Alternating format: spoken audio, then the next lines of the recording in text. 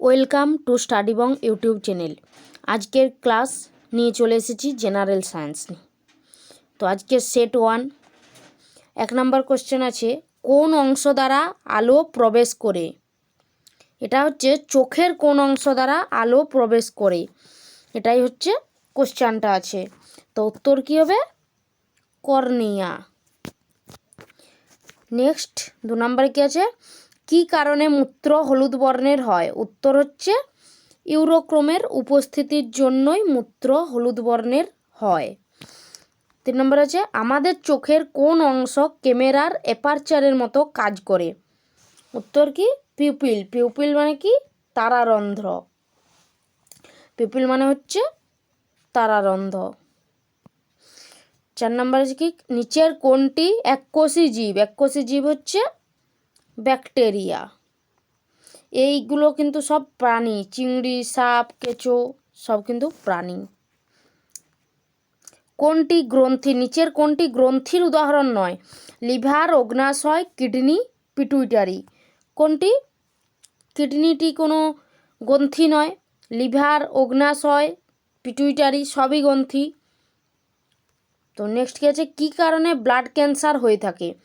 Blood cancer হয় রক্তে শ্বেতকণিকার পরিমাণ বেড়ে যাওয়ার ফলে।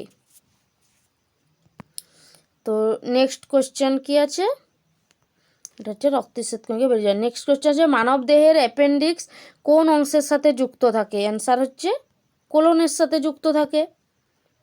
মানব দেহে কোন গ্রন্থি মস্তিষ্কের সবচেয়ে কাছে অবস্থিত? পিটুইটারি গ্রন্থি সব থেকে কাছে অবস্থিত, মস্তিষ্কের সব থেকে কাছে অবস্থিত। এখানে অগ্নাশয় থেকে কি করানো হয়? অগ্নাশয়ের আইলেটস অফ ল্যাঙ্গারেন্স গ্রন্থি থেকে ইনসুলিন খরিত হয়।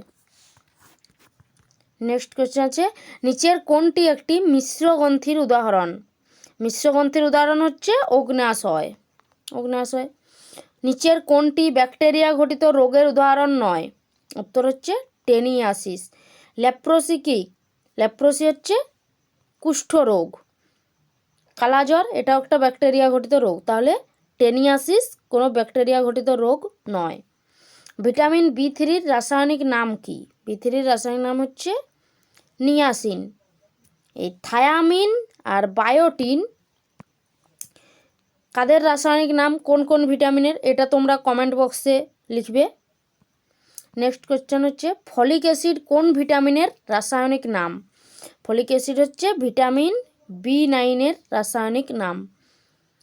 তোমরা বাকি ভিটামিন C, D, E এদের রাসায়নিক নামটা কমেন্টে উল্লেখ করবে। কোন প্রাণীর গমন পদ্ধতি হলো লুপিং? অ্যান্সার হচ্ছে হাইড্রা।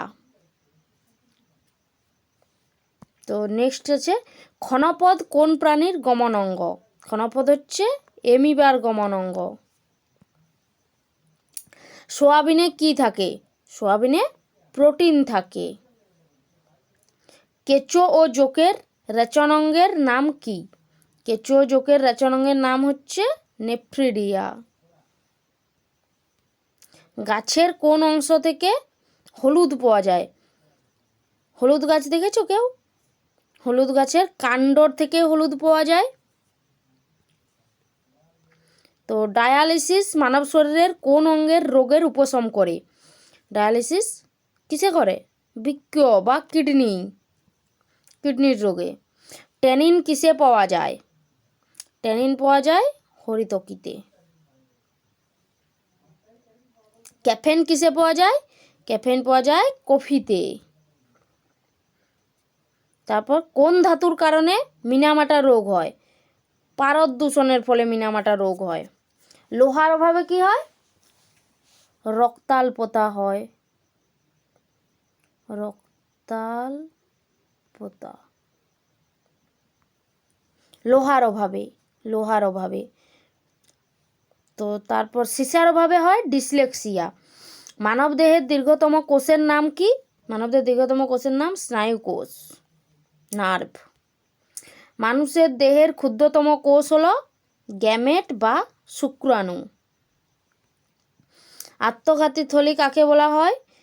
কোষের আত্মঘাতী থলি হচ্ছে লাইসোজোম, লাইসোজোমকে আত্মঘাতী থলি বলা হয়। মাইটোকন্ড্রিয়াকে কি বলা হয়? কোষের শক্তিঘর, মাইটোকন্ড্রিয়াকে কোষের শক্তিঘর বলে। মাইটোকন্ড্রিয়াকে কোষের শক্তিঘর, কোষের শক্তিঘর। তো নেক্সট কি আছে? আচ্ছা, আজকের ক্লাস এই পর্যন্তই। Thanks for watching this video. তোমাদের আজকের ক্লাস ভালো লাগলে লাইক, কমেন্ট, শেয়ার এবং সাবস্ক্রাইব করতে ভুলবে না। Thank you.